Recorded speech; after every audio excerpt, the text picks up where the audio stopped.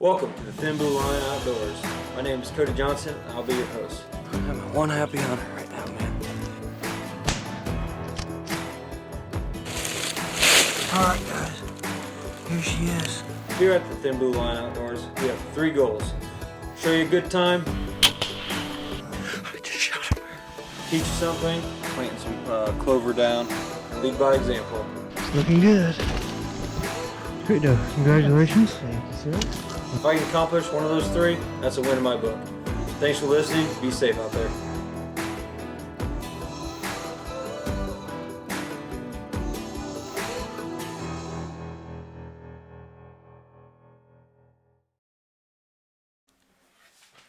Alrighty, welcome to the Thin Blue Line Outdoors podcast, episode 29. I'm here with Ryan, the Redcoat. He's up here hunting this weekend, we don't have the redneck again today. He will be up here tomorrow, so hopefully he gets a chance. But today we're mainly here to talk about just our rut recap so far. Ryan's done a little bit of hunting. I've done not as much as I usually do this time of year. Work's got me kind of full screwed up compared to usual. But yeah, I have been hunting though, and I've had some action, just no arrows flung yet at a deer. I do have a funny turkey story I'll tell you guys here in a second, but Nice. no deer yet. So anyway, just usually what I do is I take the first 2 weeks off of November. It's usually my go-to every year. Take it off and I'll hunt every day, usually every morning, every afternoon. Maybe every now and then if I got something going on I won't, or maybe I'll go duck hunting or something like that. But usually I hunt pretty hard during those first 2 weeks. And that's what you call the rutcation. Yeah, isn't it? rutcation. This year I wasn't able to do as much due to the job, which any other of my fellow law enforcement guys out there, everybody understands that, or even first responders, anything like that, sometimes duty calls and you just can't do what you want to do, is what it is. But I have been hunting, and I've had some action. I've seen several shooters. I've seen probably, not quite 10, but I've probably seen 6 bucks that I would be happy to shoot.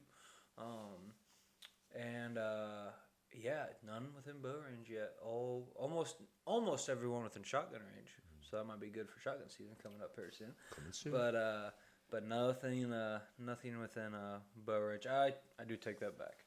My wife and I. So that's one good thing about what's been going on in my world right now is I've been able to get my wife out quite a bit. We've had 3 hunts, and you hear that static every now and then? Yeah, something to do with this new one. I don't know what it is. But we've had 3 hunts. First 2 we heard. First 2 we did not see one deer. It was bad. The 3rd hunt though we saw, we had a big, we had a spike come in that she was going to shoot. Too much brush, couldn't get a shot. And then we had a nice 130 class buck come in. And when you say 130 class, if I'm looking at this now, what would this be? So that buck there, if you watching the video version on YouTube, you'll be able to see it. That buck on our table is about a 140 class, like right on the money, 140 class buck. So that was about, so Alicia's deer would be about 10 inches shorter than that, just from everything. Gorgeous. But it would have been a great first deer for her. And it came in at 35 yards. Her limit is 30. I could have shot it at that range, but I could not have shot it due to the angle it was and the brush. So even if I was hunting without her, I didn't have a shot. So no big deal there. But this farm I hunt by in Fulton County, and like the central part of Fulton County along the Spoon River, I have seen like 3 or 4 shooters from there before, and they've walked past some of my stands when I'm not hunting them, of course. Of course, always. Yeah, of course. But oh well, that happens. But that sounded real bad. We've got a new mic here, guys, and I don't know if it's gonna work out or not. Getting all fancy and professional. But I don't know why it's doing that static. Very nice. Gonna have to figure that out. But anyway, the new I hunted on November 4th. It's been my best day hunting, period. November 4th was was the best.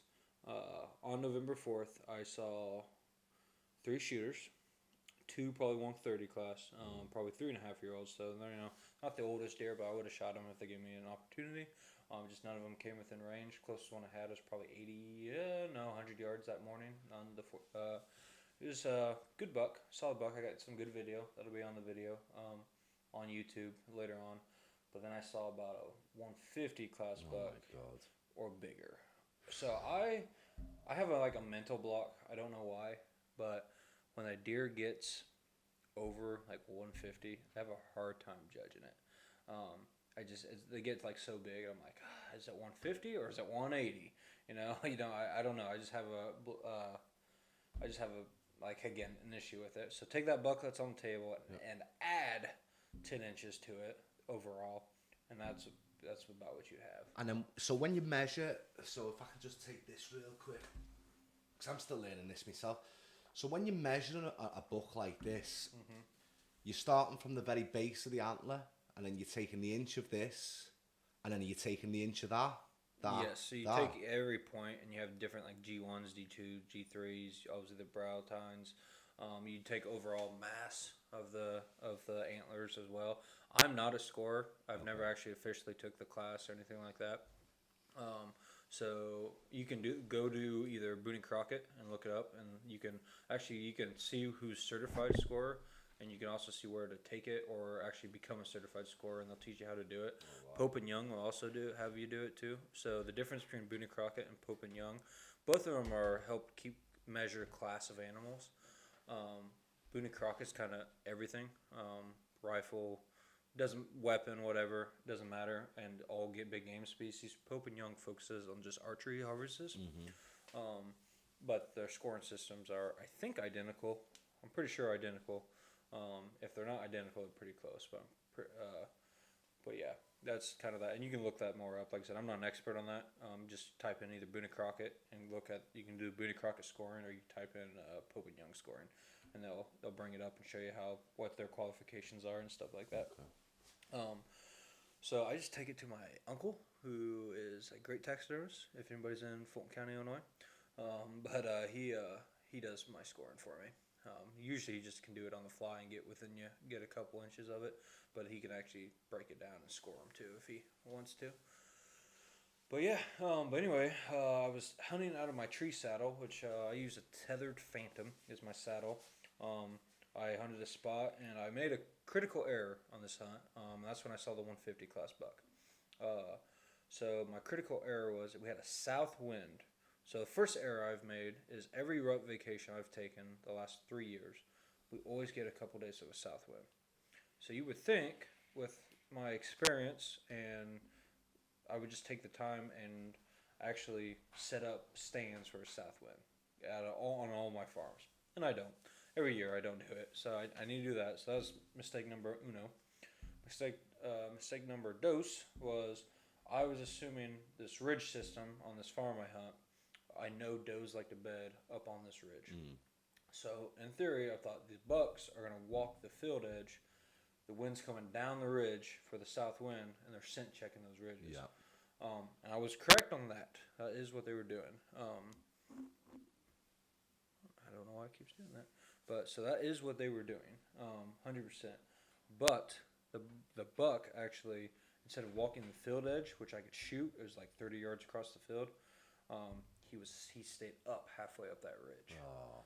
And I had thought about it. It was a perfect tree. I could see it. I was been looking at it. I'm like, I could hunt that tree, and I could kind of shoot the field. But I was worried about it. My scent would then come down into the field. Yeah. So if they got on the field, they would win me. Sure enough, that buck worked that middle of that ridge, 80 yards away from me. If I had a gun, he would have been dead. But if I hunted that tree I had looked at, it would have been 20 yards. Yeah. So that was a error of mine, which I should have known. You got big mature deer; they're going to try to avoid open field if they can. They're going to try to stay in the woods. So that was a mistake on my end. That's what I should have hunted that ridge instead of the field. But whatever. That's probably the only. Honestly, that's probably the only big mistake I've made so far hunting this year, other than the miss on that doe.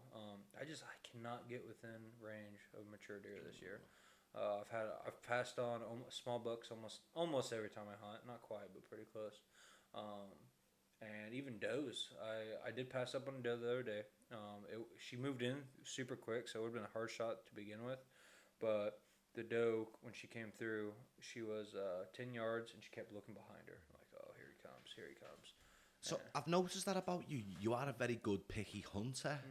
At what point does it you have to get to where you just make a decision like, I want venison in the freezer? So when will that start kicking in for you? So I have 3 farms I can hunt. One I own. I got a second one that I treat it almost like public land, but it's got rules and regulations. So, like for example, I can't shoot a small buck on it. Okay. So that's all to do with the management. Yep. Yep. And then this other property that I essentially lease. He doesn't charge me, but I essentially kind of lease it through him. And that's that farm you guys have been on before. There's no rules. I literally can do whatever I want. So I could shoot a small buck on it, and I've passed small bucks, but I don't foresee me losing that property anytime soon. Okay. So again, if I shoot a small buck today, it ain't gonna be big tomorrow. Yeah. So I'm still kind of picky. Again, I catch myself doing this all the time. It's not even halfway through November yet. I know, it's early still. I know. So we still got December and January. Yeah. So part of me, I'm like, man, I haven't got a deer yet. What's going on? Man, that sounds bad. Sorry, guys. We're going to have to figure this mic stuff out at a later date. But, yeah, but it's like, what's going on? Why am I not seeing? See if that's any better. 17 after recording. Okay. But so yeah, I probably won't shoot a small buck. Yeah. Probably. I can't guarantee that. I'm obviously real picky here on the farm, on the family farm. No small bucks for me. Now, good thing is since my wife is hunting, I'm taking her out gun hunting later. This year. She's gonna shoot whatever she sees. So nice to see that. When you said that you took her out last, I was made up. She is heavily pregnant and she's off work right now. But I thought that was brilliant. I thought the 2 of you being out there, I thought that's a special moment. That. Yeah, we've been. If you don't know me and you're new to the podcast, my wife is pregnant with our second child. She's not on bed rest, but not allowed to go to work either. So she's limited on what she can do. She can only lift 5 pounds. Yeah. So I literally been taking her to the spot with the four-wheeler. Brilliant. Dropping her off, parking the four-wheeler, and walking back to her. So, but we're hoping she can get her first deer, whether that's with the crossbow or with the gun. We don't care. If it's brown, it's down. Yeah. She's gonna shoot whatever she wants. Absolutely. So that'll be good. So hopefully, at least if she gets a deer, that'll take a little pressure off me. Yeah. We got meat in the freezer, no matter what she shoots. But my family, my wife and I, we heavily rely on deer meat throughout the season. We kill. Just so people know, I shot 3 deer last year. All 3 does. I did shoot an antlerless buck in January. So anyway, I shot 3 antlerless deer. I am completely out of deer burger from last year. Yeah. I still got steaks. I still got some back straps. I still got some neck roast we keep. But I'm completely out of deer burger. We eat deer burger for deer tacos, chili, different stews, different everything. I miss that. I was even saying to my wife, we had to. I didn't shoot anything last year, so we went. Me and Jesse and I, we split a quarter of a cow each. So we've been on beef mince, ground beef. And I even said to my wife the other week, I really miss the venison, ground venison. She does really good burritos with it. She makes a really good chili, like as your wife does too. And there's just something about the taste that I really became particular to. And you just don't get that with the beef. Now, I like beef, but I'm really missing the ground venison. So the deer that I shot 2 weeks ago, I mentioned earlier that I got all steaks and the rest of it deer bacon. Because I know our team loves the deer bacon. My wife and Jesse's people, your people love the deer bacon. So I got 30 pounds of deer bacon and the rest was in steak. So I really want to try and get another deer soon so I can bring that ground in because I really do miss it. It's a really nice taste. I love it. Yep. So it's actually funny when when my wife and I moved in together, when we were just dating years ago. She grew up on beef. She had deer. She wasn't she was used to it, but she mainly ate beef. Moves in with me. We ain't eating beef. We eating deer. If we got it, we eating deer. Yeah. And now she prefers it. We went half. We got a half a quarter, or maybe we got a quarter. I don't know. We got some beef last year. Yeah. And we're almost out of it too, but it's good. I mean, especially we get it from a local farmer here. It's good. It's good beef, but it ain't deer. So we definitely need to get some deer down. I like for my family of, 3 going on 4. I like to have 3 deer in the freezer. Yeah. That I know that'll get me into next year. Part of the reason too, though, I mean, it is what it is. I got a big family. Mm-hmm. My family comes to eat some of the deer. I am the wild game guy, so when I got friends come to visit, they expect wild game. Yeah. So it is what it is. I do get, and I give away a lot, some as well. So yeah, it is what it is. But I like to have 3 deer though for that. So this is kind of my preference on there. Yeah. 2 years ago, we harvested in our deer camp 3 deer as well, and that lasted me 18 months. Now there's only me that really eats the steaks and that, but my wife does wonders with the bacon and the grounds as well. I think I finished the last in January or something, February this year. So it lasted a good 18 months. Mm-hmm. We ended up getting beef because we were out, but I really do miss the venison grounds. It leaves like a film in your mouth. Mm-hmm. And I think you've told me, is it the fat or something? It could be the tallow. I love that though. And with the flavours that can get introduced to it, really doesn't bring the flavour out. I really do love it. So my next year, I'll be getting a lot of grounds as well, and a new deep freezer. Yep. So essentially, just to sum up my deer hunting so far, pretty much all year, not just the rut. Can't get them close enough. I see them, I'm getting on them, but not close enough. Hopefully that changes here. Hopefully I have some good luck. We do have some more podcast guests coming up who have had success. I'm excited to have them on. Brilliant. A lot of people repping the gear have been having some luck here lately, so it's awesome. Before I let you go, I'm going to tell a quick story, a quick funny part of my rut hunting, and then I'm going to have Ryan tell his encounter he had today. Ryan almost had it done today. We'll just almost little sneak in there. Yeah. I do have hats coming. I've ordered them weeks ago. I really thought they were going to be here this week, and they're not. I'm hoping they're here next week. So yeah, pretty much they're going to be the exact same hats. If you've bought more or saw what I had, exact same hats, except they're going to be real tree camo. Come on! And I may have a few extra waterfowl camo ones. So brilliant. That's the news we've been waiting for. Yep, camo hats, baby. So hopefully they're coming. I don't know what's taking them so long. I talked to them a couple weeks ago, and I thought they were going to be here. So I don't know what's going on that. But yeah, and I gotta get to editing. I got a lot of stuff to edit. I got a lot of people giving me some good footage. I know I left that teaser for you guys on Ryan's deer last time. I'm working on that video. Hopefully that video will be coming out here. Can I just say the ending to that, like a teaser, is an understatement. It was like, no! Oh my God! And you stopped and I was like, oh my God. And so I'm just so excited for the world to see that. And, I think you're going to do an amazing job. But I thought the teaser was brilliant. Yep. Oh, and then I'll give you another teaser. We're not really trying to move past deer season, because we're not trying to move past deer season yet.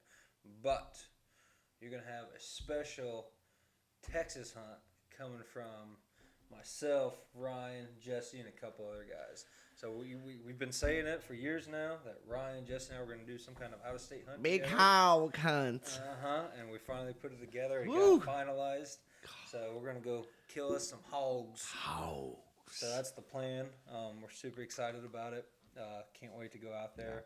I've never been hog hunting before, and actually Ryan's the one with the most experience when it comes to hog hunting. And it is out of this world. I think we're going to have such an amazing time. It's actually for Jesse's 30th birthday.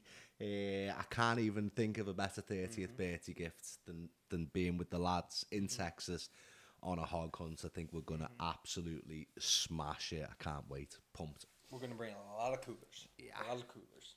So, can't wait for that. But I kind of tell you guys about a story I had. a story I had from it would have been Wednesday.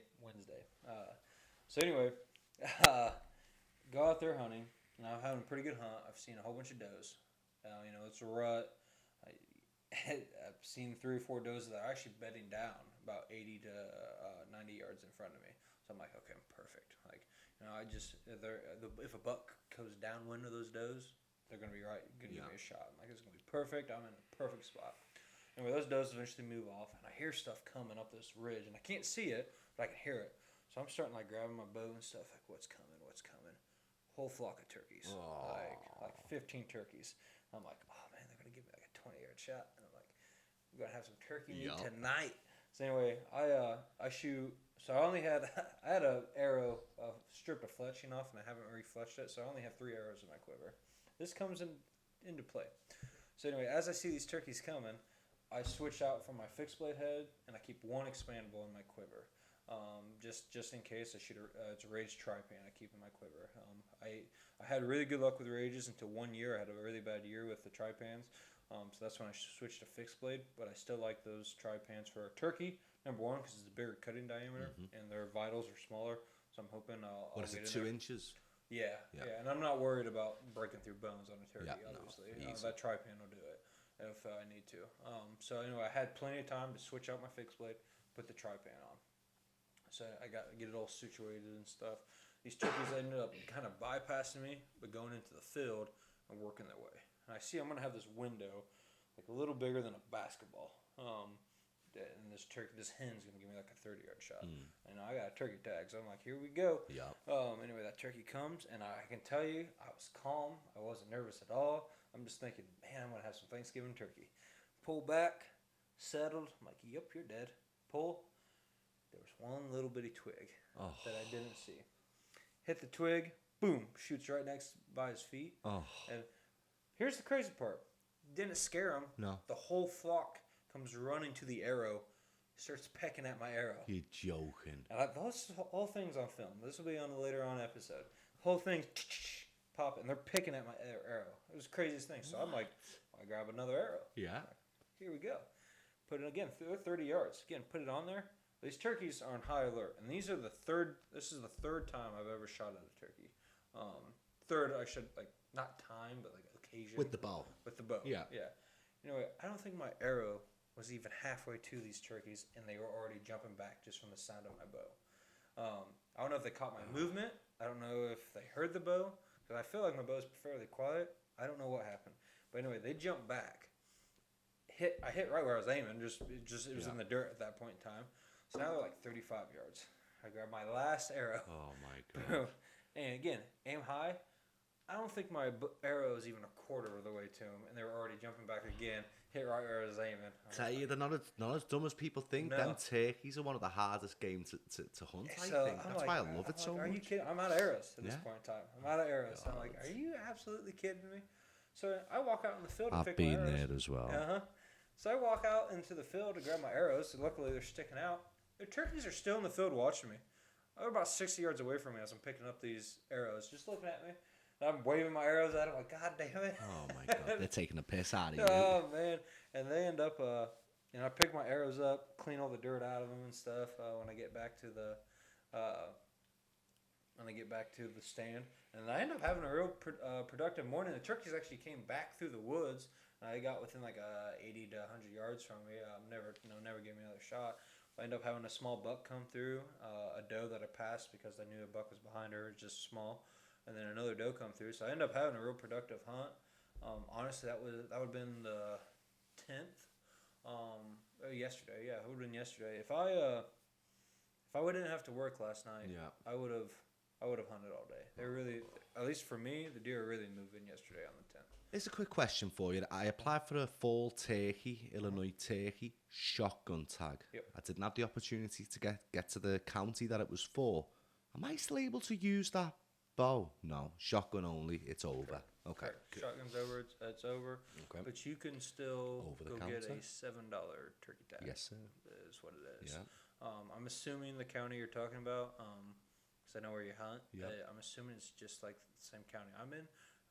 That you can just get over the Over the counter. It's not counter. limited. I believe it is, I yeah. think it was like $7.50 with tax. Yeah, I haven't even seen no turkeys this fall. Yeah. I haven't seen turkey for a long time. I've seen a few now. They finally, like I said, they finally came in range, and I Yeah. blew that opportunity. Unbelievable. So I was like, God bless it. This is why I shoot them in the face in the fall or in the spring with a shotgun. A lot easier to shoot them in the face with a shotgun. In the spring, I called in 2 toms from Roost and got them 10 yards in. I think you've got the video of this. And as I pulled the shotgun, click. I'm like, oh my God. So anyway, ended up missing them too. But that was a really cool experience for me. But I haven't seen turkeys since then. I haven't seen them, I haven't heard them. It's mad. Yeah, and on my trail cameras out here at the farm, I haven't got turkeys in a while. But we don't. Here, the Johnson farm, we don't have a lot of turkeys in the fall. Yeah. For whatever reason, they don't stay around here. But in the spring, we always have them. We always have them in the spring. I mean, Ryan left his trail cameras up this spring, and you would see me come in turkey hunting. Yeah. And then the next day at the same time, there's a big tom right where I was at, and they were getting a kick out of it. Typical. I was not, but they were. Yeah. But anyway, Ryan, in this podcast, I'll let you tell us. Actually, real quick, before we do that, and before Ryan tells the story, again, appreciate all the views. All the numbers are growing on the podcast. We're getting close to that 1,000 download mark, so that's exciting. YouTube is exploding here lately. That was a big word. Exploding is amplified. For me, it's exploding. You know, I'm small scale here.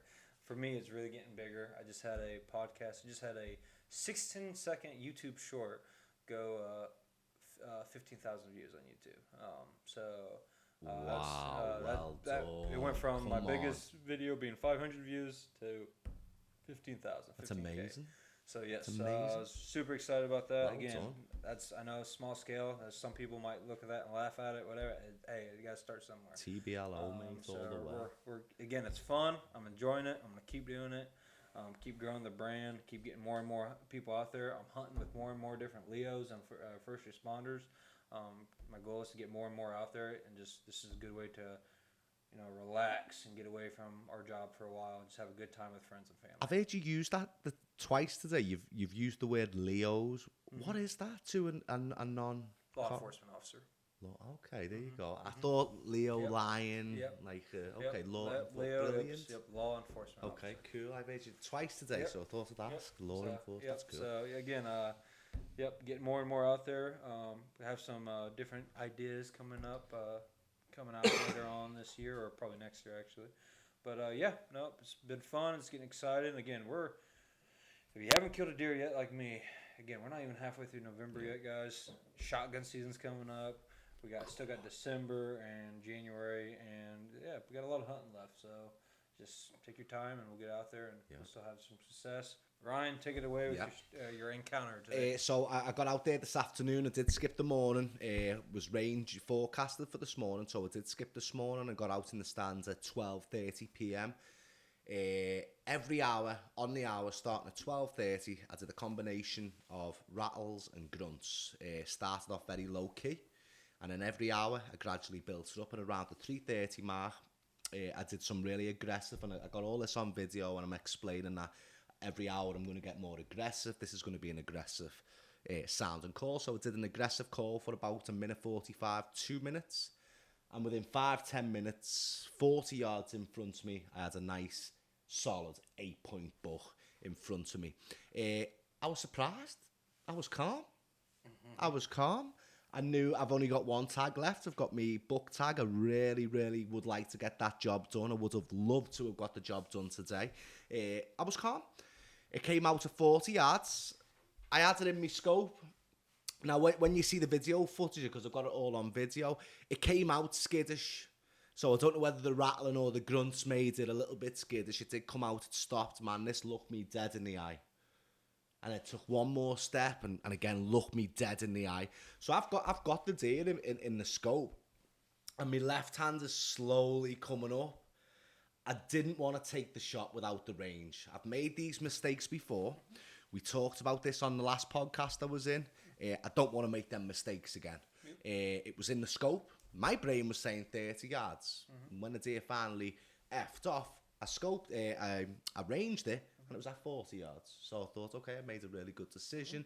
Yeah, I didn't get the deer down, but the deer got away. It lives to fight another day, and that's what it's all about now. So it didn't make the same mistake twice. It came out, so it got me. It winded me. It heard me. Or it's, it seen me movements or something like that. Then it ran across the field, stopped at 55. I did a couple of grunts again, which will be on my self-facing GoPro. It did a couple of grunts, but it ran off anyway. So that was my encounter today, and it was funny because on the way down, I was texting the stream saying, I just want to see a buck. I feel like I've only ever seen 3 bucks in the field in my whole entire life. I just want to see action. Even if it's not in range, I'd just love to see it. Well, I had one, and it was in range. It's just unfortunate that I couldn't get that range before it took off. But I think I was really good because I do think it responded to the call, which I was really happy about, and that's on film. It was in bow range. Could have had the shot if I would have had the range on it. So I was really happy about that. And overall, I was happy with the decision that I made. I really was, and I think that was the best part of the hunt today for me there. So again, going through them learning curves, you've got to listen, got to learn from them, and I've learned the hard way over the last couple of years. But I think I'm finally figuring out how to become an effective bow hunter. And again, the more time, as Boom says, get out there. The more time you're out there, the more chance you've got it. It's a game of luck and it's a game of chance. So you've got to do that. But one other thing again, and I'll just finish up on this. I just wanted to mention. I mentioned to you before, I've seen you work a lot of hours over the last couple of weeks. I've seen it interfere with bow season. It is November the 11th today, so in England we call it Armistice Day. Yep. And we celebrate the 11th hour of the 11th day of the 11th month. So I think it'll be a perfect opportunity to not only thank you for your service to the community, but to thank all frontline workers.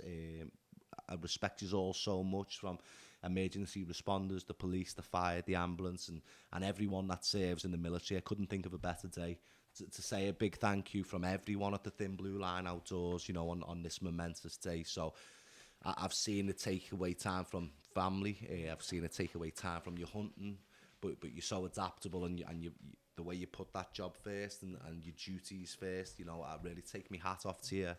Massive thank you from everyone, from the bottom of my heart. Thank you on this momentous day.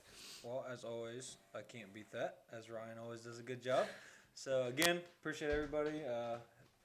Thank you for everybody's service with Veterans Day, and go out there, hunt, enjoy, have some good time out in the outdoors, and don't forget to like and subscribe. Thanks, guys. Bye.